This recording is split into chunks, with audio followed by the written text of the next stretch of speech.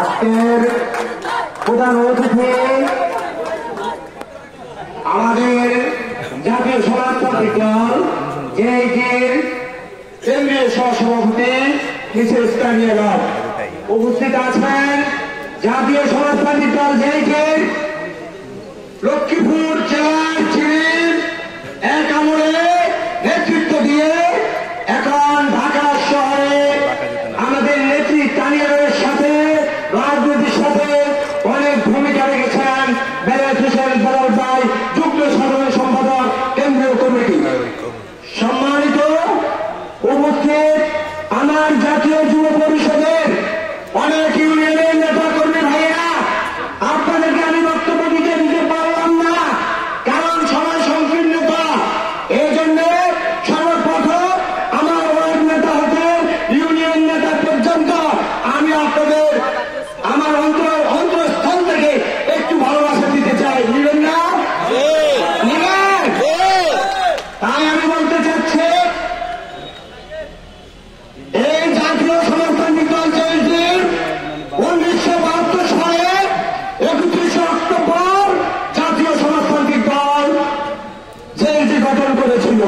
এরপর আজকে যে প্রতিষ্ঠাবার্ষিকী 40 বছর আমাদের জাতীয় যুব পরিষদের শুভ শুভ শুভদিন, শুভ শুভ শুভদিন, 40 বছর পূর্তি উপলক্ষে আজকে আমরা রামগতিতে একটি বড় সুনাম করেছি।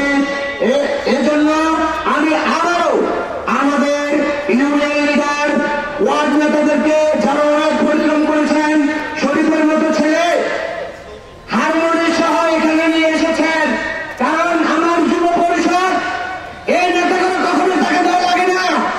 এই নেতারা সর্বসময় আমার নেতা জনতার জন্য আসনের জন্য পাগল, তার জন্য পাগল, আমার নেত্রী তানিয়ারের জন্য পাগল। কারণ এই প্রোগ্রামে প্রত্যেকটা লোকে কষ্ট করেছে। তারপরেও আমি বলতে চাচ্ছি, প্রিয় আমার ব্যক্তিবৃন্দরা, আমাদের তারুণ্যের অহংকার তারেক রহমান বলেন উনি একজন জাতীয় নেতা, ওনাকে অসম্মান করা নয়, উনি একজন সম্মানিত লোক। উনি বলেছিলেন যে আপনাকে দেখে যেন লোক ফিরিয়ে না যায়। আমরা রামগতিতে এমন কিছু লোক দেখেছি যে ছাড়াই তারেক রহমানকে বিশ্বাস করে না, ফখরুল ইসলাম আলিমের বিশ্বাস করে না, আমির খসরু মাহমুদ সাহেবকে বিশ্বাস করে না। আমি বলতে চাচ্ছি যে ওনারা একজন জাতীয় লিডার, লোকাল নেতৃত্ব। আমরা যেমন আমাদের সংগঠনকে বিশ্বাস করি, আমাদের সংগঠনকে ওনারা কোন দিকে যাচ্ছে তাদেরকে আমরা ফলো করি, চারটার থেকে ফলো করি, কারণ সেই আদর্শ আমাদেরকে দিয়েছে আমার মাথায় নেত্রী। প্রিয় সমাজের ভাই বোনেরা, অনেকে উন্নত কথা বলতে পারবে, আমি একটু বলতে চাই যুব পরিষদের নেতৃবৃন্দ, এই দেশ অনেকে বলে যে 90 সাল থেকে নাকি আসমাত্র বীজ করে, আর আসমাত্র 1988 সালে উনি বিরোধী দলের নেতা ছিলেন। তো আমার কথা হচ্ছে 7,000 একটু মুখস্থ করেন প্রিয় ভাইয়েরা, সাংবাদিক বিন্দু, 7,776টি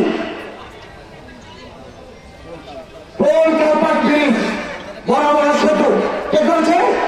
আসমাত্র 766টা টাকা রাস্তা, পাকা রাস্তা, যত রাস্তা আছে প্রত্যেকটি রাস্তা উনি করেছে।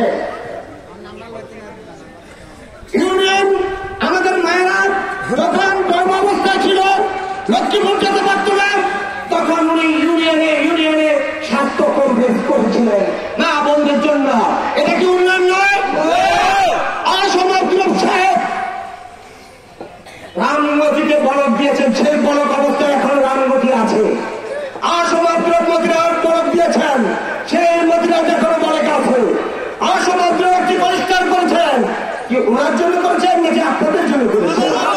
তাহলে ওই পরিষ্কারের কাছে মাছ রাখার জন্য, মাছ রাখার জন্য যে আমার রামগতির মানুষের জন্য রাখতে পারে, সেই উন্নয়ন করেছে। আসমাত্র সাহেব পল্টন 1996 সালে যে পল্টনে গেছিল, এই 27 বছর পরে আমি হামলার হাওলাদার ওখানে সার্ভিস মানে যে পল্টনে ডাক দিয়েছিলাম চাঁদাবাজি করতে, আমি বলেছি ওখানে যাওয়া যাবে না, কারণ 27 বছর পরে আমি ওই পল্টনটা ডাক রেখেছি, কারণ সে তো আসমাত্র জিনিস। ভোট করতে পারি না আমরা, ভোট করেন আপনারা, সবকিছু নিয়ে যান আপনারা, এরপরে বলেন উন্নয়ন করবেন। প্রিয় সরকারি ভাই বন্ধুরা, ৬৬টা স্কুল কলেজ অসমাপ্ত করেছেন, এমপি মুক্ত কি করেছেন, এমপি মুক্ত করেছেন। অসমাপ্ত সরকারি করেছেন, 3টি স্থাপন করেছিলেন অসমাপ্ত, যেটা আমার মা আমার বাবা তখন তাদের হাতে মোবাইল ছিল না, আমার ভাই ঢাকা চাকরি করে খুলনা চাকরি করে সেই 3টি দিয়ে ওনারা ফোনে কথা বলে, সেটা তো উন্নয়ন নাকি? প্রিয় সরকারি ভাই বন্ধুরা, এই পল্লী বিদ্যুৎ কে আমার নেতা আসমাত্রুর নামে আপনারা বদনাম বলেন, ছোট ছোট ছেলেরা। আরে এমপি মহোদয় সাহেব, আমি বলতে চাচ্ছি আমার নেতা নেত্রী আমাদের তেমন শিক্ষা দেয়নি যে আপনাকে নিয়ে আমরা মন্তব্য করবো। আমরা উন্নয়নের মন্তব্যের কথা বলতে পারি, কিন্তু কোন লিডার পার্সনের বিরুদ্ধে আমরা কথা বলতে রাজি না। প্রিয় সরকারি ভাই বন্ধুরা, এরপরে ভূমি খনন যিনি আসন বিলোপ করে রেখেছিলেন, আজও পর্যন্ত 7 জন এমপি ওটা করতে পেরেছেন, তার ওখানে চাষ হচ্ছে। প্রিয় সরকারি ভাই বন্ধুরা, উন্নয়ন উন্নয়ন উন্নয়ন, এখানে কার দরকার, কার দরকার, আসমাত্র সরকার।